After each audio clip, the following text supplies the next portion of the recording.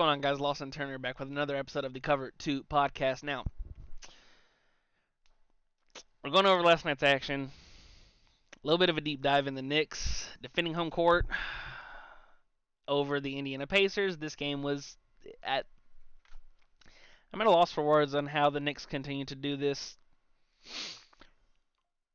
If you don't watch these games, don't even worry about it. It's going to be tied with about 3 to 5 minutes left, and New York's going to pull it out.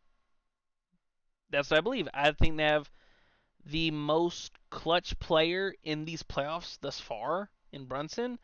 Now there was a little bit of a scare.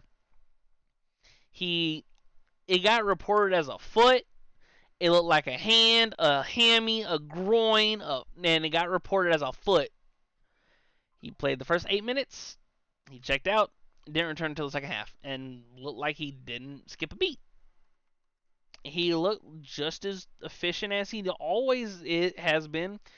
Like, he played the entire second half, scored 24 of his 29 points, still getting to his spots, still getting to the lane, and still getting fouled, and was the big.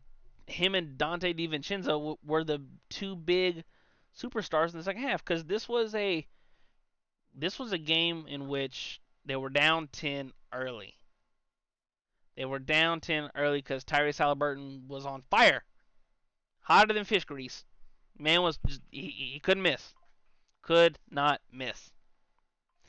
He was sensational. He was a lot better than what he was in game one. His team needed that. But sometimes you can do damn near your best, and it's just not enough. So let's dive into a couple of the specifics. Jalen Brunson, 29 points, 2 rebounds, 5 assists, 3 steals in only playing 32 minutes. Only playing 32 minutes because, his normal rotation is, up there 45, 46, and that's a lot of minutes. Josh Hart, 19 points, 15 rebounds, 7 assists, a block, and a steal. Played the entire mother-loving game again. 48 minutes. I saw a stat. He has sat for 15 total minutes this postseason. In 8 games, he has sat 15 minutes. Like, that's nuts. It. In 4 of the games, he's played the entire game. I don't know. I keep running out of words to describe this team. They're the Care Bear squad. They're the team that's built on friendship, heart, hustle, and more heart. Josh. Like, I don't know how sustainable this is. I mean, but hell, if it's working, there's no real reason to go away from it. Mitchell Robinson is going to be is dealing with a stress injury, and he's going to be reevaluated in 6 to 8 weeks, so he's done. Hartenstein played damn near 40 minutes. That's a lot of minutes on a big body, but it's almost like these Knicks they play better later, and they're playing more minutes. I have I run out of words when thinking about this Knicks team because they're so freaking fun to watch. They are fast. They get up and go. They are athletic. They are Hart. Shot goes up.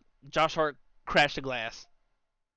Like, they win damn near every 50-50 ball. And in the playoffs, that's probably the biggest thing you got to do. You got to win those 50-50 balls. Whether that be an offensive rebound, a loose ball, a ball that gets tipped and going into the backcourt, you got to win those. And it's almost as if this team wins every single time when it comes to these 50-50s. You know what I'm saying? It's like, the one thing that I will say, though, if OG Anunoby has to miss time because he only played 28 minutes, he left the game in the second half due to a hamstring injury.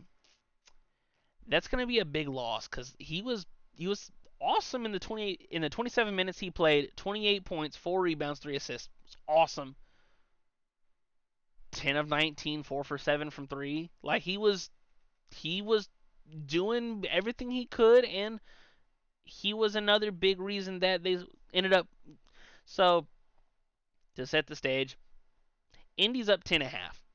They're up 12 really early in the third. Then the Knicks go on a 25-6 run from the 11:27 mark to the 4:37 mark. That's a 12 from up 12 to down 7 in about 7 minutes, just like that. And you just felt MSG getting into it. The Nick craziness gets into it. They start, chanting and screaming and yelling, and it's awesome to watch because we can all feel it through the freaking TV. Isaiah Hartenstein played a fantastic game, 14 points, 12 rebounds, 8 assists, and there were a couple times where he was just dropping dimes. There were a couple times it was just like, damn, big man. Big men can pass nowadays. Now let's go to the Pacers side of it. Tyrese Haliburton was fantastic. That's 34 points, 6 rebounds, 9 assists, and 3 steals. He made it abundantly clear in the first quarter. I'm taking the bulk of the shots. He took 8 shots in the first quarter and scored 13 points. The 13 was 34 in the first quarter, and he shot 7 for 11 from 3. Now, it might not be pretty, but as long as it goes in, I ain't got a problem with it. That little janky set shot he does, he'll get it to the top and then again. Hey, if it goes in, I ain't got no problem with it. TJ McConnell, really, really strong game too off the bench. 10 points, 4 rebounds, 12 assists. You don't normally see backup point guards having double-digit assists. He had 10, 4, and 12 in 22 minutes.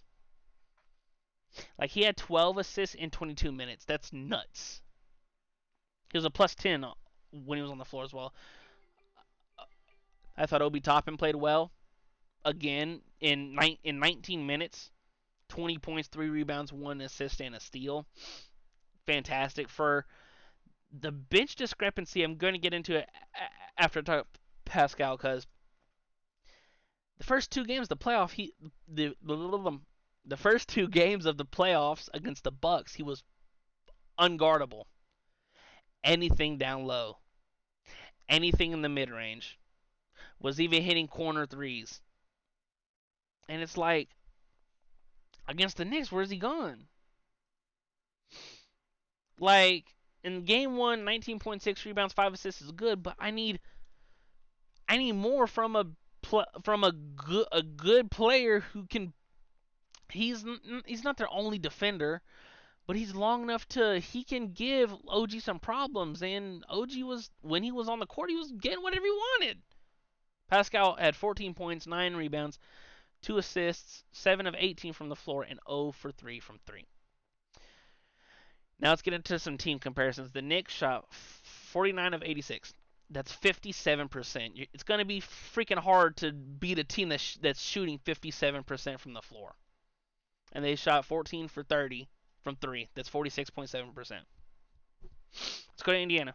Indiana shot 48 of 93. That's 51.6%. The only way you can lose a game if you shoot 51.6% from the floor is if you let the opposing team shoot 57. That's what it is. You won the 3-point line by 3. You made 1 more 3 on 4 more attempts. They were 15 for 34. That's 44.1%. Free throws was the only big discrepancy, and even then the Knicks shot 5 more. But they're the home team. Home team's always going to get the whistle. That's how it's going to be tonight. That's how it was last night. That's how it was 2 nights before. That's how it's always been. Home team just gets more calls. It is what it is. And out of the 17 free throws they took, they only made 10. That's 58.8%. That's not good. That's not good enough. And the Knicks shot 22 and made 18. That's 81.8. Round up 82%. That's how you're they're you made 1 less shot than they did, and you lost by 9. You know why? Because you're letting a team shoot 57% from the floor. What the hell, Indiana? I know you're not a good defensive team. You're allergic to it. It's not in your DNA to do it. But just a lick. You're letting a team shoot damn near 60% from the floor. If you shoot 44% from three and 50 round up to 52% from my bad, 44% from three and 52% from the from all your shots from the floor, you should be able to win these games. But you're letting a team score 130. This shit's over. The series is done. I don't see this going back to New York 2-2. If it goes back to New York at all. And I know game 3 is tomorrow and role players play better at home, but the bench has been dominant through 2 games. Like in game 1 your bench outscored the Knicks bench by 40. And then in this game they outscored them by 34. And the only reason why the Knicks even got 12 bench points is because Mitchell Robinson was hurt. So they had to play Precious Achiuwa, who was good in his limited minutes tonight. You won the offensive rebound in the box score, but it seemed like the last 5 minutes the Knicks were grabbing every offensive rebound. The last thing in a defensive possession to end that offensive possession is grab the rebound. And you're letting 6'5" Josh Hart fly in and grab every offensive rebound. I didn't think this Pacer team would get past the Bucks. I was wrong. Would have been different if Giannis would have played, in my opinion. But that they won. Credit to the Pacers. But when you're giving up, you know, offensive possession after offensive possession, like you had 2 more offensive rebounds than the Knicks did. It was 14 to 12. And you scored 22 off those, and the Knicks scored 17. Like the shooting 57% from the floor, I can't get it out of my mind. I can't. There's no reason you should be giving up 130 in the playoffs. None. Zero. Someone's got to guard. I don't know if it's Obi. I don't know if it's Siakam. I don't know if Miles Turner needs to do a better job. I don't know, because Miles Turner was a dud last night. 31 minutes, 6 points, 7 rebounds, 3 for 11, 0 for 2 from 3. Aaron Nesmith, dud. 34 minutes, 6 points, 2 for 7, 2 for 6 from 3. Like, they're playing these, I don't know. They just don't play defense. Flat out, point blank simple. They refuse to play defense. And that's what's costing them in this series. Because it's not like it was a blowout. It's not like they were just down 15 the whole game trying to scratch and claw and just couldn't get over the hump. You're up 12. You're up 10 at half. You're up 12 in the third quarter. Now, granted, very early. But you let the Knicks go on a 25-6 run? The second the crowd got into it, I was like, yeah, it's a wrap. It's a wrap. Put it to bed. And it was really close throughout. Like the Pacers still made a run, deep into the second half to tie it, but it just Jalen Brunson he's probably the clutchest player in the playoffs. Now, it's hard to say that when Jamal Murray had 2 game winners, including a buzzer beater, but Brunson just, whenever they need, like he played the entire second half. He scored 10 of his 29 in the third, 14 in the fourth. Now he did take 10 shots. That was 1 for 4 from 3, but he shot 5 free throws, made 3, and made half his total shots. That's what his role is. Be the offensive heartbeat and come up big when it matters, and he did. I wouldn't be shocked if Indy won one of these next 2 because they're home, and maybe Pascal can get his head straight, and Miles Turner can return back to who he was in the first round. You know what I mean? Like, there's no reason 6 points. Like he was even good in game 1. 22 points, 2 rebounds, and 3 assists. Like, there's no reason for you to just dud. Just flat out good. Pardon me. It's infuriating seeing these players that I know they're better than this. I know it's not due to, oh, they're an old team and can't play defense. Like, no. They're the fastest paced team in the NBA. Playing defense is effort. And grabbing defensive rebounds are effort plays. They're effort plays. Flat out, point blank simple. The Knicks are just out harding the Pacers. That's it. I'm done with this little rant. I'm done.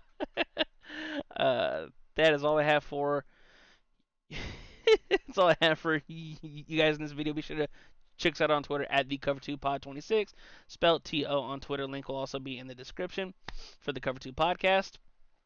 I'm Lawson Turner. I will talk to you guys later. Peace.